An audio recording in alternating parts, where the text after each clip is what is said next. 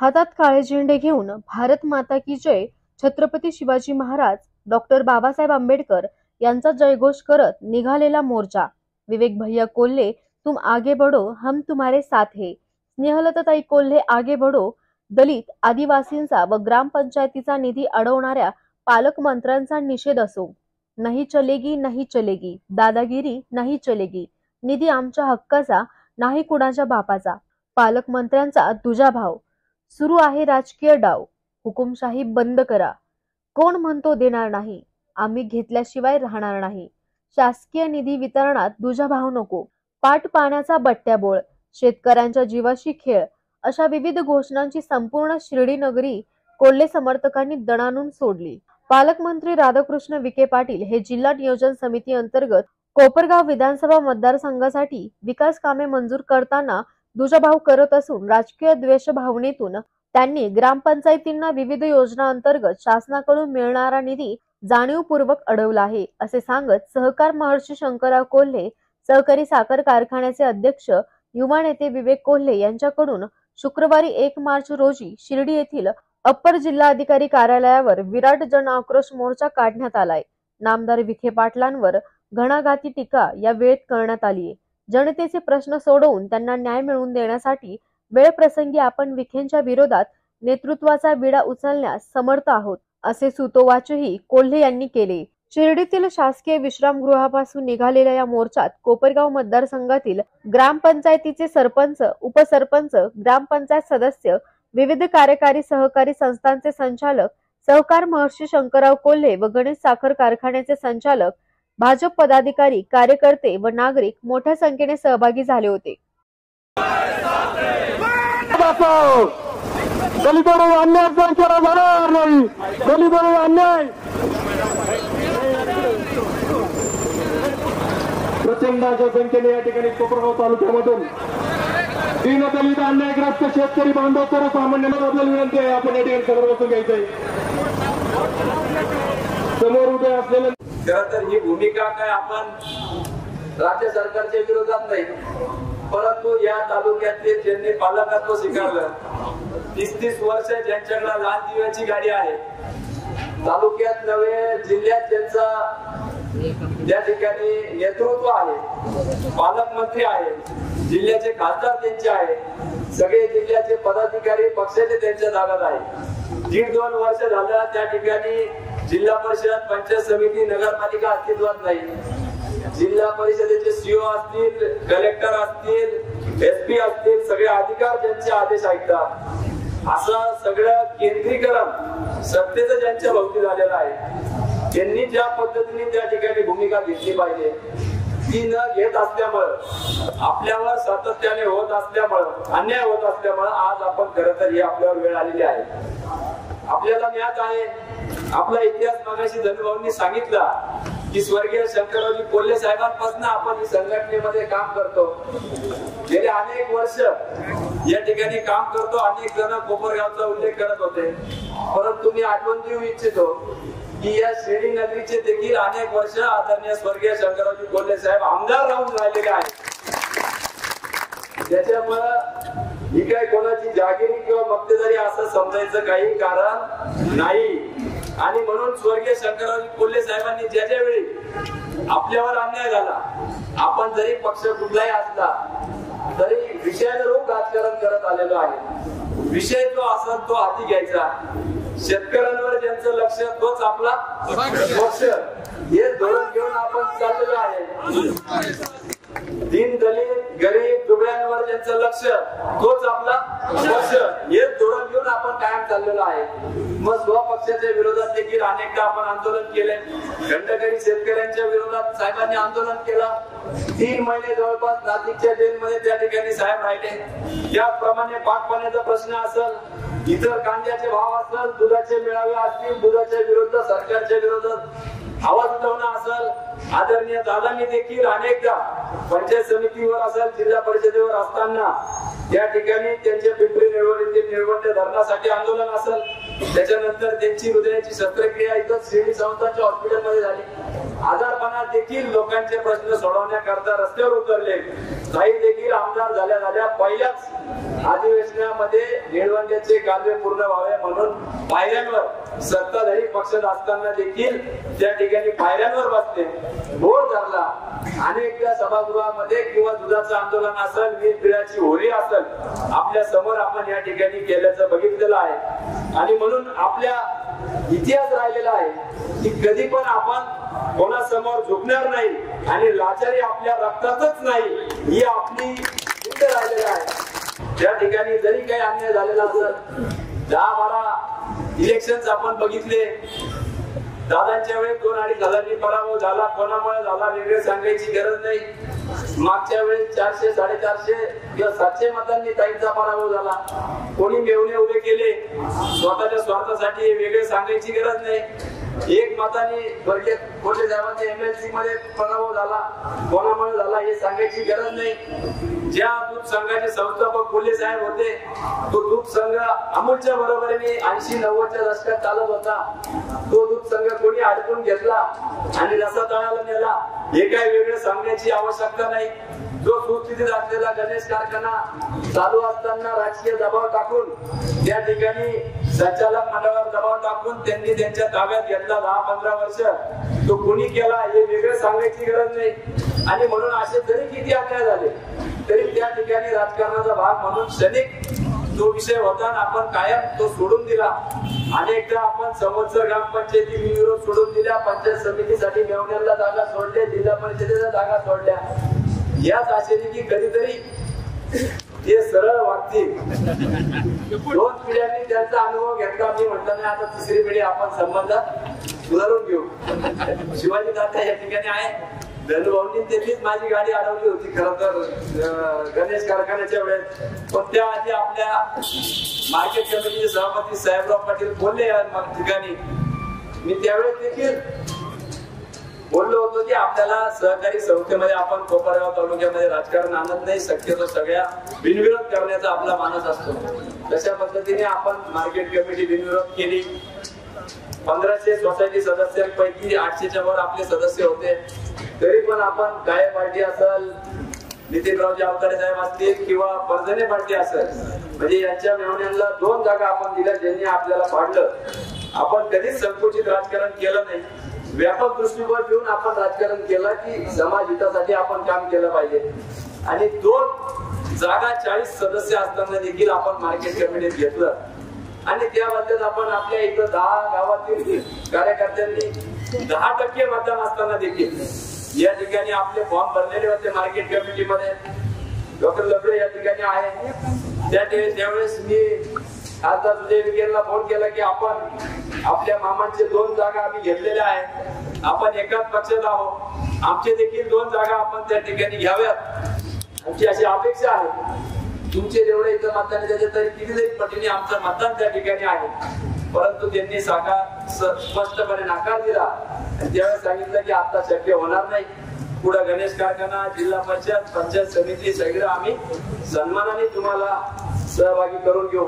मी म्हटलं 2 मिनिटं थांबा, सगळे कार्यकर्ते उपस्थित आहेत, मी स्पीकरवर टाकतो, तुम्ही स्पीकरवर कार्यकर्त्यांना शब्द द्या. दादा तुम्ही होते त्या मीटिंगला, स्पीकरवर टाकला. खासदारांनी सांगितलं की काहीच काळजी करू नका, गणेश कारखान्यात तुम्हाला घेतो, जिल्हा परिषद घेतो, पंचायत समितीत घेतो. कोण ठेवल्या आपले ज्येष्ठ मंडळी म्हणले भैया तुम्हाला हे माहित नाही, फसवणार नाही.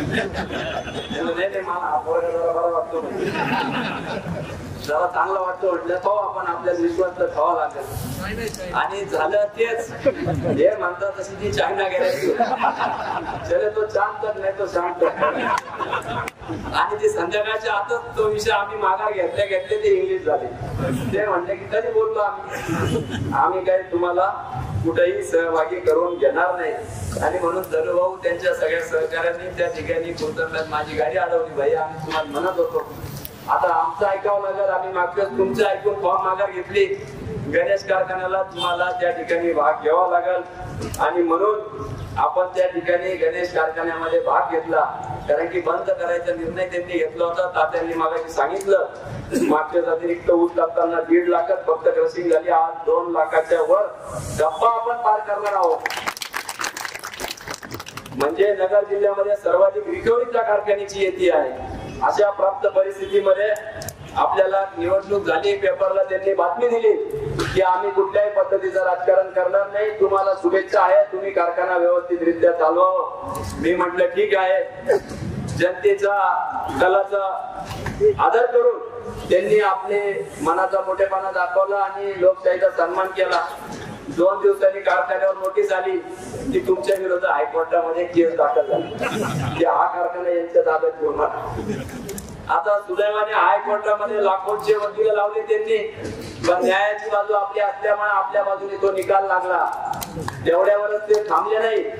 निकाल लागल्यावर सुप्रीम कोर्टात देखील ते गेले. मला वाटलं आता तरी सुधारतील, परंतु सुप्रीम कोर्टामध्ये गेले आणि इथं बसले असतानाच मला आपल्या सुप्रीम कोर्टाच्या वकिलांचा फोन आला की तुमच्याकडून कारखाना काढून घेण्यासाठी जी याचिका होती ती कोर्टाने त्यांनाच सुनावलं आणि 2 आठवडे पुढे ढकलले, ती त्यांना दिलेला नाही. म्हणजे साईबाबांच्या दरबारात न्याय आहे याचा प्रत्यय आपल्याला या ठिकाणी आला. खरं तर हे सांगायचं कारण याच्यामुळं की होत असलेला अन्याय गणेश सहकारी साखर कारखाना हे एक निमित्त आहे, पण आदरणीय देवेंद्र फडणवीस साहेबांनी सांगितलं की तुम्ही जिल्हा बँकेवर भारतीय जनता पार्टीचा चेअरमन केला पाहिजे. रात्री 9, 9:30च्या दरम्यान त्यावेळेस त्यांचा फोन आला होता आणि म्हटलं साहेब ठीक आहे, आम्ही सगळेजण प्रयत्न करतो. 21 जणांमध्ये 5च जण भारतीय जनता पार्टीचे आहेत. पण रात्री 3-4 वाजेपर्यंत आम्ही सगळ्यांनी धावपळ केली आणि त्या ठिकाणी सत्तांतर होऊन नवीन चेअरमन कर्डिले साहेब झाले. परंतु मंजूर असलेल्या गणेश कारखान्याचं कर्ज देखील आपल्याला आज सगळ्यात पैसे उचलू दिलेले नाहीये, म्हणून हा त्रास तिथून खऱ्या अर्थाने सुरू झाला. आणि बघता बघता खरं तर गणेश कारखान्याच्या आधी देखील मागच्या बजेटमध्ये ज्यावेळेस शासनाने शेळी मेंढीच्या साठी आपले धनगर बांधव आहे या सगळ्या बांधवांसाठी जवळपास 10,000 कोटीचा निधी NCDCतून मंजूर केला. चांगली योजना शासनाने आणली. नगर जिल्ह्यामध्ये आपले धनगर बांधव मोठ्या संख्येने आहे आणि त्यामुळे आपण 50 संस्था आपल्या पंचकृषीमध्ये काढल्या आणि दुग्ध आणि पशुसंवर्धन मंत्री ते असल्यामुळे त्या विभागाकडे गेल्या. परंतु 1.5 वर्ष झाले अजून त्या संस्थेला मान्यता त्यांनी दिलेली नाही, कुठल्याही त्रुटी त्याच्यामध्ये नाही. आणि म्हणून अशा लोकप्रतिनिधी किंवा पालकमंत्र्यांचा मी या निमित्ताने निषेध करतो. याच पद्धतीने त्यांनी त्यावेळेस करत असलेले आपल्या जे काही जिल्हा परिषदेच्या पंचायत समितीचा जो निधी असतो, खरं तर 15 वित्त आयोग प्रत्येक ग्रामपंचायतीला असतो, परंतु धनुभाऊंनी सांगितलं तसं त्यांचा 15 वित्त आयोग देखील अडवला. परंतु त्याच पद्धतीने पंचायत समिती जिल्हा परिषदेला देखील 10% असतो. त्यातला 1ही रुपयाचा निधी आपल्या ग्रामपंचायतीत दिला नाही. रामपूरवाडीचा आमचे मित्र प्रसाद काळे या ठिकाणी आहे, हातवरती करा बाबा, यांनी त्याची चिकाटी एवढी तुमच्या सारखे किंवा सरपंच किंवा ग्रामपंचायत सदस्य आहेत ते जल जीवनच्या धनुभाऊंनी जे सांगितलं अर्धी स्टोरी सांगितली. त्याकरता सिओनला मी फोन केला. त्याच्यानंतर त्या ठिकाणी त्यांनी ताईंनी फोन केला, कलेक्टर ऑफिसला फोन केला, जल जीवनच्या सगळ्या योजनांसाठी त्या ठिकाणी फोन केला, परंतु त्याला न्याय मिळाला नाही. वारंवार तो पालकमंत्र्यांच्या मिटिंगला गेला, पालकमंत्र्यांना विनंती केली, पालकमंत्र्यांनी देखील त्याची अर्ज केराच्या टोपली दाखवली. त्यानंतर तिने कलेक्टर ऑफिस मध्ये गेला, त्या ठिकाणी वरतून उडी घेतो म्हणून तो पळाला. तेव्हा सगळे जागे झाले, बरोबर नाही? त्याला तेव्हा आश्वासन दिलं, एवढंही करून त्याचं काम झालं नाही. शेवटी काल परवा तो विधान भवनात गेला. जो आमदार भेटल त्याला तिथं विनंती करत होता. देवेंद्रजी फडणवीस साहेबांना आवाज देऊन त्यांनी तिथं थांबवलं आणि त्याची व्यथा मांडली. विरोधी पक्ष नेत्यांना सांगितलं, सत्ताधारी आमदारांना सांगितलं आणि आली का आता वर काढून? कालच त्याला त्याची वर्क ऑर्डर भेटली, त्याला काय आवश्यक. पण असं जर प्रत्येक ग्रामपंचायतीला करायचं म्हटलं तर अराजकता पसरत. प्रत्येकाने अशी भूमिका घ्यायची म्हटलं, मगाशी आरोला येऊ दे म्हणते मग सगळे एकत्रितच चला मुंबईला. असं किती दिवस आपण सहन करायचं? हा काही चेष्टेचा प्रश्न नाही. आपण सगळेजण या ठिकाणी काही स्वतःच्या कामांसाठी आलो नाही. अधिकारी जर वाळूवाला आला म्हटले असते तर पहिल्या गाडीने लगेच बाहेर आल्या असते. आपलं काहीतरी मालपाणी घेऊन कोणतरी आलेला दिसतंय. पण आज आपण जनतेच्या प्रश्नासाठी उतरलेला आहे. आपला कोणाचाही स्वार्थ या ठिकाणी नाही. ही सगळी मंडळी लोकनियुक्त सरपंच 1,500-2,000 हजार मतांनी या ठिकाणी निवडून आलेले. स्वाभाविकरित्या आमचे कानिक भाऊ मी म्हटलं BP वाटतो का काय? 2-3 वर्ष होत आले, एकही प्रश्न जर सुटत नसेल तर काय करणार? 200 लोक 3-3 लाख रुपयांनी त्या ठिकाणी जमिनी आपल्या एअरपोर्ट मध्ये गेलेली आहे. फक्त 3 लाख रुपये एकराप्रमाणे ज्याने भूमिहीन झालेले आहेत त्यांना त्या ठिकाणी नोकरी मिळावा यासाठी गेलो तर त्यासाठी देखील कोपरगावचे किंवा काकडीचे ग्रामस्थ म्हणून त्यांना नोकरी नाकारली जाते. 353 सारखे गुन्हे दाखल केले जातात. अनेक गुन्हे खोट्या पद्धतीचे गुन्हे दाखल केले जातात. शिर्डीचे सरपंच आलेले एक आमच्या इथं 15 वर्षांनंतर विखे पाटलाकडून ती संस्था आपल्या ताब्यात आली. काही कारण नसताना सातत्याने त्या संस्थेवर किंवा ग्रामपंचायतीचे आपले अर्ज फाटे करून त्याची चौकशी लावण्याचं काम चालू आहे. काल परवा मी त्यांना विचारलं, अरे बाबा चौकशी चालू आहे ते कितीचं काम आहे? असं तो 2,500 रुपयाचं काम म्हणजे त्याचं भ्रष्टाचार नाहीये, पण त्याच्यामुळे सगळं विराड घेऊन त्यांना त्या ठिकाणी बोलवायचं काम चालू आहे. गुंतवल्याची पाणी पुरवठा योजना असेल, फक्त आणि फक्त आमदार ताईंच्या कालखंडामध्ये संबंध महाराष्ट्राचा जीआर त्या ठिकाणी काढला गेला की शेती महामंडळाची जागा ही पाणी पुरवठा योजनेसाठी मोफत देण्यात यावी. आणि महाराष्ट्रातील पहिला प्रकरण म्हणून त्या कोणतांब्याचा सँक्शन झालेलं का? यानंतर कोकमटान झालं, मागून येऊन सगळे पूर्ण झाले, परंतु एक कोणतांबेकर आपल्या विरोधात जाताना मग यांची जिरवायची कशी? अजून ते पाणी पुरवठा योजना धनभाव पूर्ण झालेली नाही, बरोबर ना? 15 वित्त आयोग दिलेले. आणि म्हणून हे जिरवाजिरवीचं राजकारण कुठंतरी सत्तेत असल्यामुळे ही सत्तेची मस्ती आणि मान जो झालेला आहे तो थांबला पाहिजे. म्हणून त्याच्या विरोधात आपण आज खरं या ठिकाणी आलेलो आहे. आज पाहिलं आपण सामाजिक कार्य किंवा 80% समाजकारण म्हणून या ठिकाणी आहे, पण त्यांचं धोरण पाहिलं तर 80% राजकारण आणि राहिलेल्या वेळेत समाजकारण करायचं. आता मला कळलं पिंपळवाडी इथे उद्घाटनाला येणार होते, परंतु आपला मोर्चा निघाला म्हणून पीएनी नारळ फोडलं, उद्घाटन केलं म्हणजे त्यांच्या ठिकाणचे विकास कामात त्यांनी करून घ्यायचे किंवा नाही. परंतु 30-30 वर्ष ज्यांच्याकडे लालजी होते, साधा बेरोजगारीचा प्रश्न देखील सोडवता आलेला नाही. या ठिकाणी आपण 10,000च्या अधिक युवकांच्या सह्या घेतल्या, शेती महामंडळाच्या जमिनीचे अर्ज केले, सगळा पुरावा त्या ठिकाणी मी माझ्या व्हिडिओ मध्ये टाकलेला आहे. आणि वारंवार सामंत साहेब असतील, सुभाष देसाई मागच्या सरकारमध्ये असतील, यांच्या मागा लागून MIDC मंजूर करून आली आणि त्याचं देखील त्यांना पोटदुखी त्या ठिकाणी झाली. निश्चितपणाने त्यांच्या खात्याकडे तो विषय आहे, त्यांनी मार्ग केला, त्याच्याबद्दल आम्ही त्याचे आभार मानू. परंतु त्यानंतर तालुक्यात येऊन आभार मानायचे, स्वतःचे सत्कार करून घ्यायचे. मगाशी माझ्या आधीच्या वक्त्यांनी डॉक्टर मोरेंनी सांगितलं की कांद्याचं निर्यात उठवली म्हणून सगळीकडे सत्कार घेतले, मार्केट कमिटीचे लोक बोलवले, शेतकऱ्यांना बोलवलं आणि उठवली कुठली करणार निर्यात. दुसऱ्या दिवशी थोडेसे भाव काय वाढले, लगेच सांगितलं की नाही अजून काही निर्यात उठली नाही. मग माझं म्हणणं आहे, मग जे शेतकऱ्यांनी सत्काराचे हार आणि तुरे घातले, मग त्यांचं काय, त्यांचा अपमान नाही का?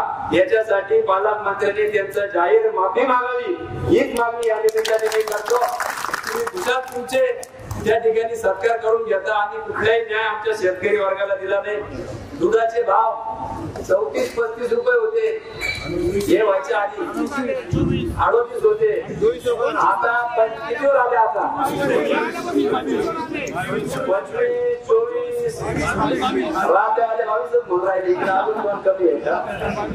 म्हणजे अशी परिस्थिती आज दुधाची झालेली आहे. कोण दुग्धमंत्री झाले होते, कोण दुग्धमंत्री आहे आज आपल्याकडं? म्हणजे आपण जर बघितलं तर आपला हक्काचा माणूस जेव्हा सरकारमध्ये जातो तर आपल्याला अपेक्षा असते की 35-36 रुपये होतील, 38 रुपये होईल, 35-24 रुपये झाले.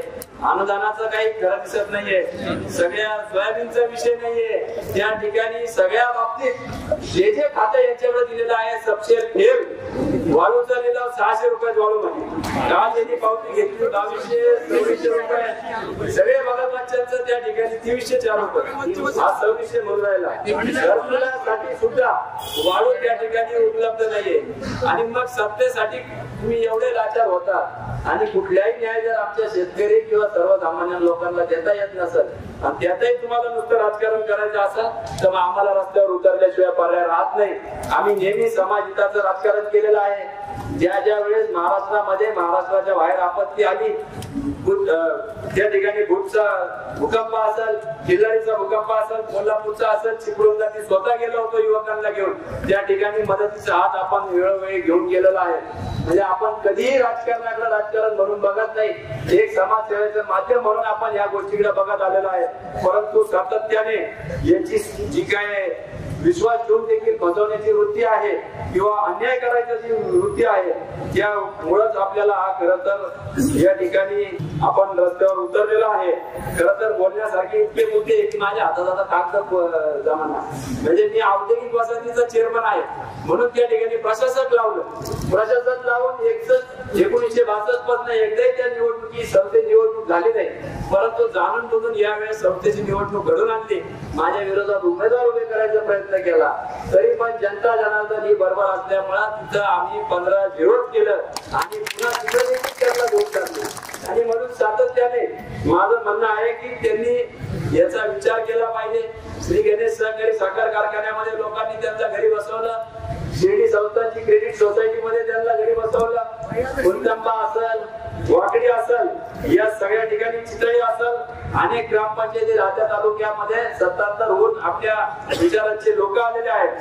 परंतु टिकू बाबांची मगाशी म्हटल्याप्रमाणे दलित वस्ती निधी 16 कोटीचा पंचवार्षिक आराखडा त्या ठिकाणी सादर केलेला आहे. बरोबर निवडून आपल्या ग्रामपंचायतीतील लोकांना त्या ठिकाणी दलित वस्ती निधी दिलेला नाही. तांडा वस्तीच्या निधीसाठी त्यांची शिफारस लागली. पालकमंत्र्यांनी एकही शिफारस पत्र आपल्या ग्रामपंचायतीचं दिलेलं नाही.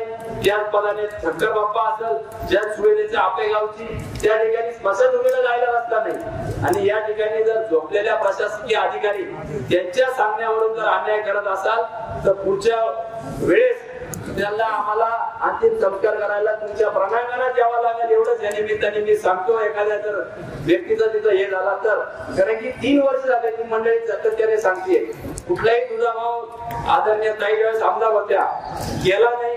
उलट त्या गावामध्ये ज्यावेळेस सत्ता विरोधकांची होती जवळपास 1.5-2 कोटीचा निधी ताईंनी दिला. आणि एवढंच नव्हे तर आमदाराच्या घरासमोरचा निधी ताईंनी त्यांच्या गावात केला.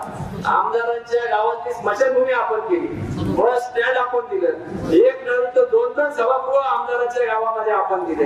तर आपण मनाचा मोठेपणा दाखवून निस्वार्थपणे त्या ठिकाणी काम करत असतो. परंतु गेल्या 2-3 वर्षापासून इथं दलितांवर अन्याय होतोय, आदिवासींवर अन्याय होतोय, धनगर समाजावर अन्याय होतोय. लोकप्रतिनिधी म्हणून आपल्या आमदारांची जबाबदारी होती की आपल्या तालुक्याच्या गोरगरीब जनतेसाठी तिथं आवाज उठवणं किंवा बोलणं. परंतु त्यांची गॅरंटी शेजारच्यांनी घेतलेली असल्यामुळे आपल्या तालुक्याच्या लोकांचं वाटोळं झालं तरी चालेल, परंतु मी यांच्या पायाशी बसून लाचारी पत्करत आपल्या लग्नामध्ये ती लाचारी नाही. स्वाभिमानाने आपण उभं राहू आणि लढू. छत्रपती शिवाजी महाराजांचे आपण सगळे मावळे आहोत. फक्त महाराजांच्या पुतळ्याला हार नाही घालू दिला म्हणजे त्यांना असं वाटतं की आपण घाबरून जाऊ. त्यांना मी एवढं सांगू इच्छितो की हा कोल्हे साहेबांचा नातू आहे, हा कोल्हे साहेबांचा वारसदार आहे. त्या ठिकाणी लवकीच्या ग्रामपंचायतीमध्ये आपण बघितलं, निवडणूक निर्णय अधिकाऱ्यांनी निर्णय दिला की हे सीट अपात्र आहे, यांनी व्हॅलिडिटी किंवा त्यांचा जातीचा दाखला जोडलेला नाही.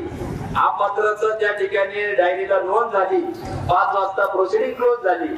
रात्री 8-9 वाजता निरोप येतो, फटाकडे वाजले त्या ठिकाणी की आपला सरपंचाच्या सीटा विरुद्धचं सीट अपात्र झालं म्हणून. आणि कालांतरानंतर कळलं की त्या ठिकाणी ते सीट पात्र झालं. दोन्ही कागद फाडले गेले, त्याचे धडधडीत व्हिडिओचे पुरावे आपण दाखवले, कागद फाडतानाचे व्हिडिओ दाखवले. आणि मला अधिकाऱ्यांनी सांगितलं महसूलच्या की आम्हाला नगरवरून फोन आला. आता कोणाचा फोन आला हे काही वेगळं सांगायची तुम्हाला आवश्यकता नाही. परंतु असो, अशा पद्धतीने गैरचेपी धोरण आपलं सातत्याने घेतलं जात आहे. काय कुठील राजकारणाचे सगळ्याच गोष्टी त्या ठिकाणी त्यांनी केलेल्या आहेत. मी सगळ्या गोष्टींवर जात नाही, परंतु आज एवढंच सांगतो की आपल्या जरी आपली आज ही भूमिका असली तरी संयमाला एक मर्यादा असते. किती दिवस आपण संयम ठेवायचं. सातत्याने लोक माझ्याकडे येत राहतात. आपल्या विरोधात मोठ्या तक्रारी देखील पोलीस स्टेशन मध्ये केल्या की भविष्यामध्ये यांना कुठं जर संधी मिळाली तर यांच्यावर FIR असलं म्हणजे यांना तिथं संधी मिळणार नाही. परंतु मी प्रशासकीय अधिकाऱ्यांना देखील विनंती करतो, गेल्या 1.5-2 वर्षापूर्वी आम्ही आक्रोश मोर्चा काढला होता, काही मागण्या आम्ही दिल्या होत्या आणि सातत्याने दर महिन्याच्या पहिल्या किंवा दुसऱ्या सोमवारी आम्ही तिथं येत असतो आमच्या मागण्या पूर्ण व्हाव्यात म्हणून, परंतु कुठल्याही परिस्थितीमध्ये मागण्या पूर्ण झालेल्या नाही. गायगोठाचे प्रकरण मगाशी सांगितले, अर्जुन कायमला 2 मिळाले. सुनील राव इथं आहे, ते साक्षीदार आहे, पंचायत समितीत त्यांनी काम केलेलं आहे. हे काय कशा पद्धतीने प्रस्ताव देखील ग्रामपंचायतीने पाठवला नाही. त्या ठिकाणी पशुवैद्यकीय दवाखान्यातून अर्ज लागतो तो देखील नाहीये, तरी पण त्यांना 2-2 कोटी त्या ठिकाणी मंजूर केले जातात. आणि किती दिवस असा आपण अन्याय सहन करतात. आम्ही आवाज उठवणार, आम्हाला काय कोणाची गॅरंटीची गरज नाही. आमची गॅरंटी राहता आणि कोपरगाव तालुक्यातले लोक घेतील एवढी मला खात्री आहे. अहंकार सोडा, रावणाची सोन्याची लंका देखील त्या ठिकाणी जळून खाक झाली होती, म्हणून आपल्या या अहंकार सोडला नाही तर आपली देखील काय परिस्थिती होईल ही लोकच ठरवतील.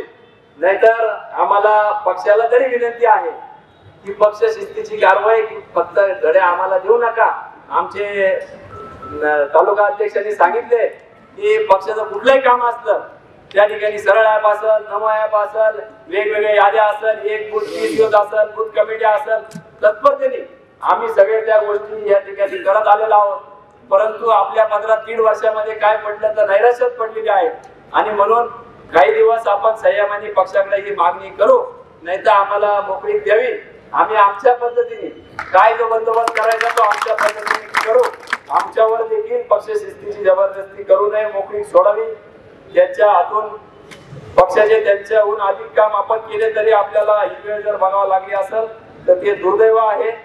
मी कायम नेहमी म्हणत असतो की गरिबी असली का लाजावी नाही, पैसे असले का माजावा नाही, आणि सत्ता असली का गाजवावी नाही. आणि या ठिकाणी पैशाचा माज आणि सत्ता गाजवण्याचं काम चालू आहे. मी या निमित्ताने एवढंच सांगतो की अधिकाऱ्यांना वारंवार आम्ही आंदोलन उपोषण करणार नाही. अनेक आंदोलन निवेदन देऊन झालेले आहे. इथून पुढं आम्ही योग्य ती भूमिका घेऊ आणि वेळ पडली तर या तुमच्या मी मगाशी म्हटल्याप्रमाणे या जनता जनार्दन आहे, चंद्रकांत पाटील म्हटले, या जनतेने ठरवलं तर 50 वर्षाची तुमची सत्ता उलटून लावल्याशिवाय राहणार नाही. आणि त्याचं नेतृत्व करायला ही क्षणाचाही विलंब लावणार नाही, एवढंच या निमित्ताने सांगतो.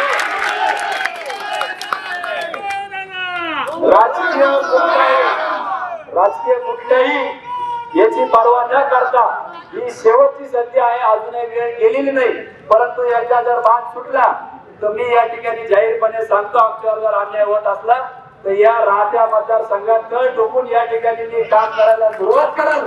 आणि यांचा अहंकार राज्य संपादन आहे. जज्बा रोको जीतने का, क्योंकि किस्मत बदले ना बदले पर वक्त जरूर बदलता है, वक्त जरूर बदलता है. तो वक्त बदलने के